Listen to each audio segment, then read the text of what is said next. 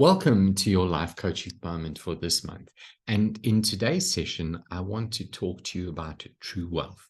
Remember, we're looking at the areas, or the 6 areas within your life that we want to focus on to create a symphony of balance in your life. And one of those areas is wealth. And when we talk about wealth, what is wealth? What is true wealth?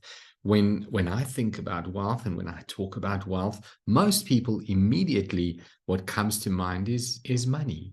And yes, money forms part of wealth as well. But I heard, and I think it's Jim Rohn who said once, he said that true wealth is what you have when they take everything away from you, is what's left when they take everything away from you. So let's say you lose all your money, you lose all your possessions, you lose all your assets.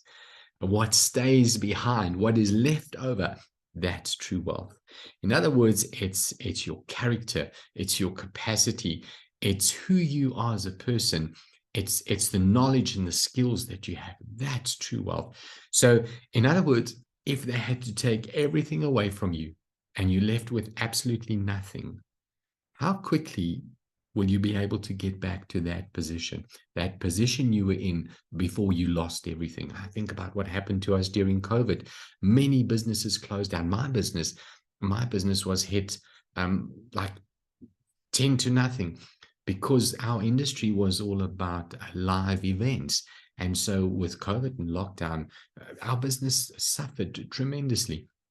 But because I lost money, I lost financial things, assets, and all those kind of things we lost. But because I didn't lose my knowledge, I didn't lose my skills, I didn't lose my mindset, I didn't lose the talents that I have, and I was able to quickly get myself back on track and move back into a position of being wealthy. And when we talk about wealth, what does it mean to be wealthy? And let's look at what true wealth really means, or what it means to be wealthy. So you are wealthy when you are fulfilled, when you have fulfillment in your life. That is wealthy. When you're doing stuff that you really, really love, that you're passionate about, where you get up in the morning and you go to bed at night and you feel fulfilled. I feel like I've done something today. I've achieved something today. I've done something of meaning today. I've meant something today. I've impacted somebody's life today. I've helped somebody. So for me, I feel fulfilled when I've done that. You might feel fulfilled when you've achieved something, when you've if you're an architect, when you've designed a building, or if you're a construction worker, if you've built something, if you're a carpenter and you've made something, you feel fulfilled when you've achieved something that brings you joy, something um, that allows you to use your talents and use your skills, or use your skills. That brings fulfillment. When I've cooked a good meal and we've sat down as a family and we've enjoyed, my children have enjoyed, and they say to me, Dad, I loved your mince. It was really good mince. Or I would make a fruit salad, and my daughter would say, Dad, that was an awesome fruit salad. I feel fulfilled when that happens. So fulfillment is wealth. And when you think about so many people that live a life that's unfulfilled, they're unfulfilled, they're not happy. They always, when you look at their face, you can see that they are not fulfilled. You can see that they are um, it's just like having a bad day. But the bad day turns into a bad week, which turns into a bad month and a bad year, and overall a bad life. So fulfillment is being wealthy when you're fulfilled. And I want to urge you to do stuff that is fulfilling, do stuff that you enjoy, even if it's not all the time, if it's just once in a while you're doing something that brings fulfillment, and the rest of the time you're doing the hard graft. That's okay. But do something and help get yourself to a place where you feel fulfilled, because that's what true wealth is. The second part of true wealth is gratitude, is when you can be grateful for even the little things, grateful for the birds that sing. Today I was sitting here and the power went out. We dealing with load shedding, and as the power went out, everything went silent, like silent, absolute silence, nothing. And I could hear the birds singing, and I could hear dogs barking in the distance.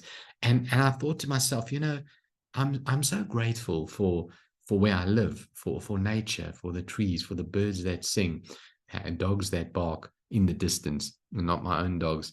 I'm not always grateful for them barking, but to be grateful, to be able to be grateful for what you have, to be able to be grateful for the fact that you woke up this morning.